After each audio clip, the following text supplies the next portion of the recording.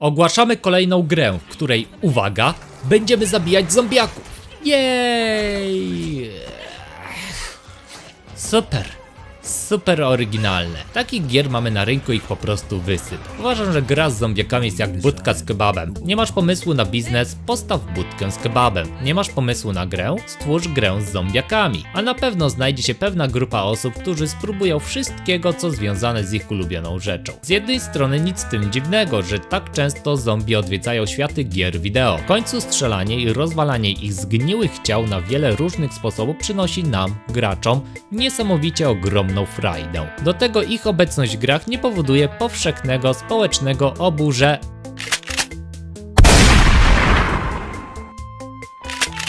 Nie psuj mi tutaj tezy, dobra? A czy nie dałoby radę jakoś inaczej podejść do tematu zombie? Czy jednak celem ich istnienia jest tylko bycie zwyczajnymi i prostymi do zabicia przeciwnikami? Tutaj pojawia się Alex Seropian, który na wcześniejsze pytanie wyraźnie odpowiada: nie. Alex Seropian to projektant gier, który wcześniej pracował w firmie Bungie przy takiej produkcji jak pierwsza część Halo i pewnego dnia postanowił odejść i założyć własne studio w walentynki 2002 roku o nazwie Wildload. Od początku za cel obrano tworzenie gier, które przede wszystkim miały na tle innych dzieł wyróżniać się nowymi i innowacyjnymi koncepcjami. Podczas jednego spotkania ktoś z ekipy wpadł na pomysł, a dlaczego by tak nie odwrócić rolę i to my będziemy zombie. Pomysł został zaakceptowany, szybko wzięto się do roboty i tak w 2005 roku wychodzi działający na silniku Halo Engine Stubbs the Zombie, a Rebel Without a Pulse.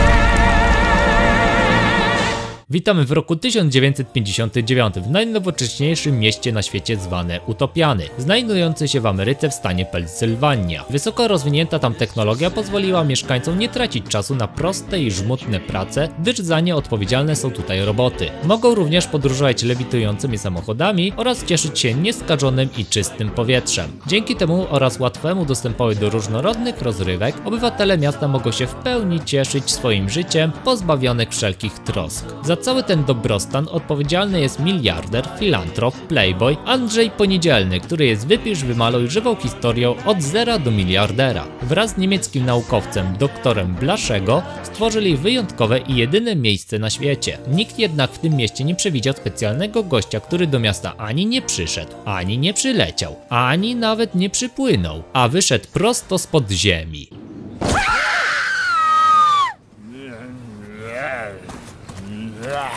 Puszczaj moją parówkę! Dzień dobry, wszystko w porządku? On ukradł mojego hot doga!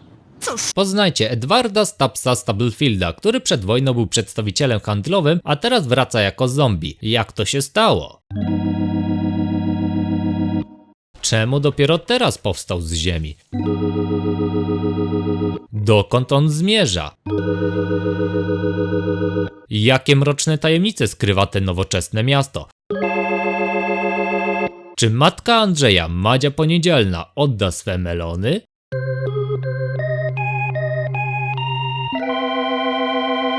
Czy ten filmik zostanie zablokowany za ten kadr? Na to ostatnie mam akurat nadzieję się nigdy nie dowiedzieć.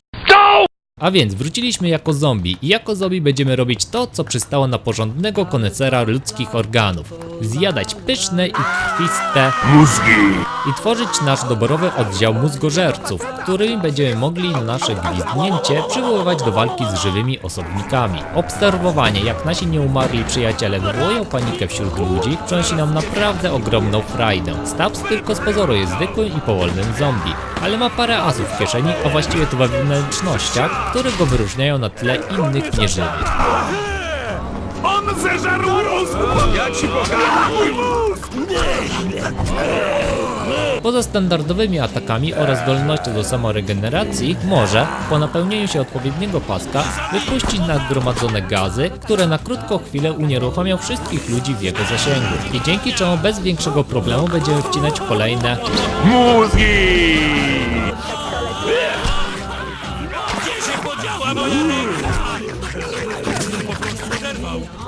Jest w stanie również wyrwać swoje wnętrzności, by móc rzucić i zdetonować od takich granatów flakowych. Od tego wszystkiego może się trochę w głowie zakręcić, a więc czemu by tak go sobie nie wyrwać i rzucić nią jak kulą do kręgli.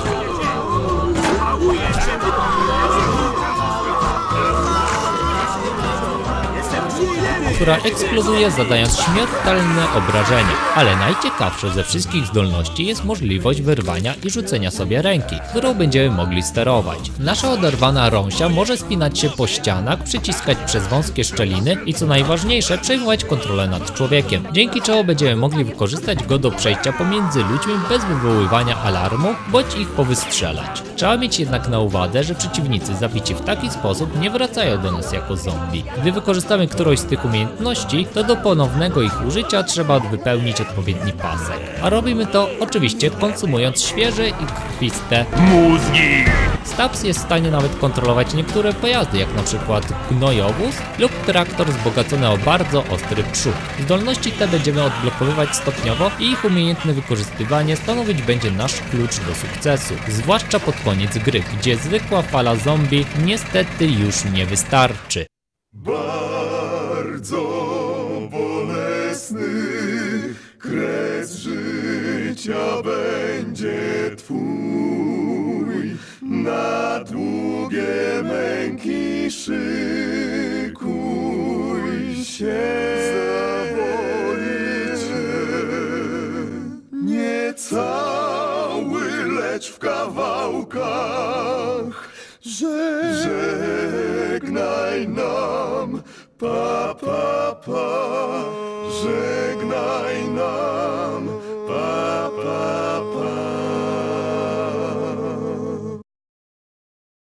Jako zombie zwiedzimy takie miejsca jak m.in. plac główny miasta, szklarnię, posterunek policji, Dołożyłem, jednemu już nie będzie.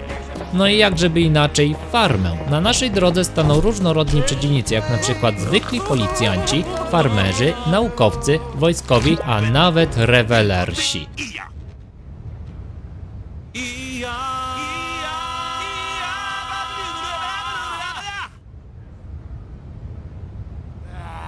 Niektóre postacie będą się na swój dziwny sposób wyróżniać. A niech to diabli! Umarli chodzą! O wy, potężne głosy w mojej głowie! Nigdy już w was nie zwątpię! Komuchy do tego stopnia przeniknęły już struktury naszego państwa, że nawet umarłych przekabacili na swoją stronę! Ale żołnierze nieregularnych oddziałów stanu kwakrów nie poddadzą się bez walki! I wszystko to w niesamowitych klimatach Ameryki końca lat 50. Na bardzo szczególną uwagę zasługuje tutaj wspaniała ścieżka dźwiękowa, na którą składają się przeróbki takich hitów jak Lollipop czy Mr. Sandman. Nie bez powodu czasopismo Computer Games Magazine uznało ją za jedną z najlepszych ścieżek muzycznych z gier roku 2005. W grze Stubbs the Zombie nie można nie wspomnieć o świetnym i przekomicznym polskim dubbingu, za które odpowiedzialny było nie kto inny jak CD Projekt. Głosy zostały naprawdę odpowiednio dobrane, dzięki czemu aż chce się słuchać te przeraźliwe krzyki, gdy się im zjada. Mózgi! Tu Cezary Kumplarz z wiadomości na żywo utopianych. Najnowsze doniesienia z tamy utopiańskiej, gdzie zombie, którzy terroryzowali nasze miasto, zostali wreszcie przyparci do muru. Nasz niezrażony reporter Max Golonko jest na miejscu i relacjonuje dla was na żywo przez telefon. Max? Nie chcę umierać! Chyba mamy jakieś zakłócenia. Na pewno Max wkrótce będzie z nami i przekaże nam swoją relację. A śpiew rewelersów to po prostu coś niesamowitego, a zresztą sami posłuchajcie.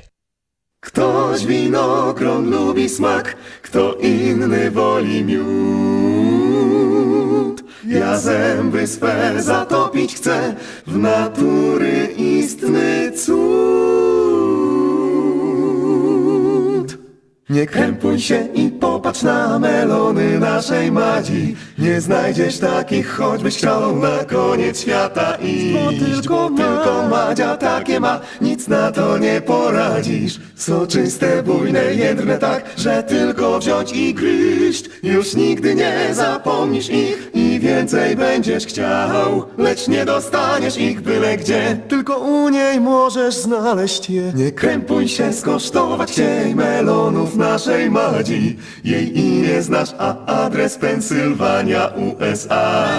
I my będziemy też o nich śnić, wciąż głodni i spragnieni. Bo uwodzi nas tych melonów woń, a ich krągłość kusi i oko i dłoń. Ach, Madziu, nie bądź skąpa i melony daj swe, daj swe.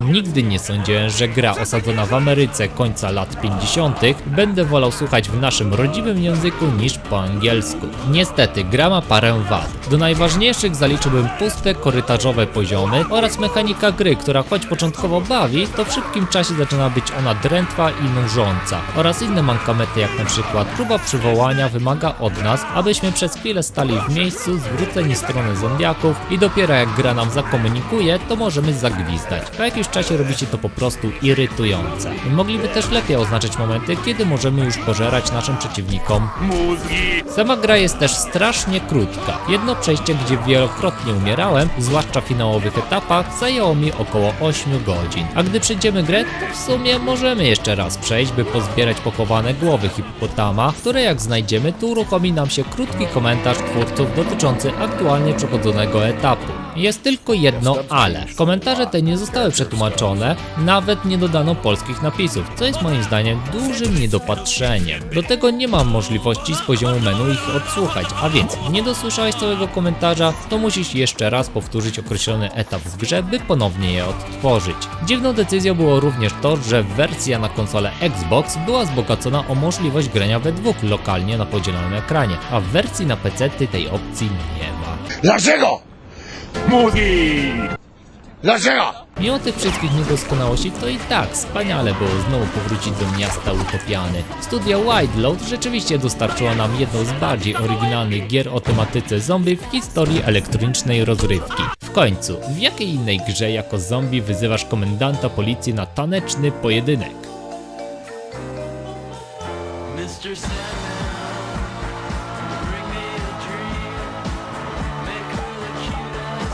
I tym większa szkoda, że w wywiadzie dla serwisu Xbox Evolve zapowiedziano, że Edward Stubblefield na pewno kiedyś powróci. I to była kwestia wypowiedziana w 2008 roku. Wild Load jeszcze tego samego roku wypuściło średnio przyjęte Hail to the Chimp, gra skierowana do młodszego odbiorcy, nastawiona na zabawę w 4 osoby i wydana jedynie na konsolę Xbox 360 i PlayStation 3. W 2009 roku studio zostało wykupione przez Disneya i wcielone do oddziału Disney Interactive, gdzie stworzyli grę na Nintendo Wii zwane Guilty Party oraz Marvel Avengers Initiative na urządzenia mobilne z systemem Android oraz iOS. I obydwie te produkcje zanotowały pozytywne recenzje. Ale niestety w 2014 roku Disney postanowił ostatecznie skasować studio w drodze restrukturyzacji oddziału i w związku z tym marka Stabs the Zombie dalej leży pogrzebana jak nieboszczyk i na razie nic nie zwiastuje, aby w najbliższym czasie miał powrócić. Mam jednak szczerą nadzieję, że pewnego dnia nasz buntownik bez pulsu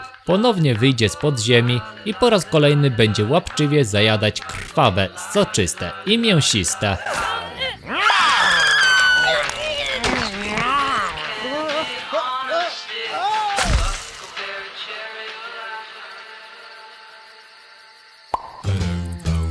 Crazy way she thrills me. Tell you why, Judy. Just like the lightning from the sky. You kiss me till I can't see straight. Freeze! My lollipop is great. I call her lollipop, lollipop, oh lolly, lolly, lollipop, lollipop, oh lolly, lolly, lolly,